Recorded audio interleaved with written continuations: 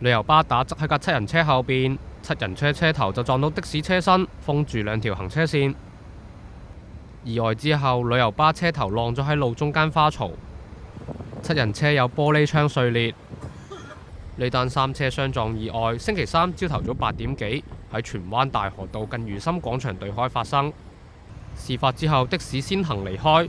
消息指七人車同的士冇乘客。71歲七人車司機在場協助調查。涉事嘅旅遊巴係科學園嘅職員穿梭巴士。61歲嘅旅遊巴男司機就話，當其時車上面有10名乘客。事發之後，一個女乘客報稱頸痛，送仁濟醫院治理。受事故影響，兩條行車線一度封閉。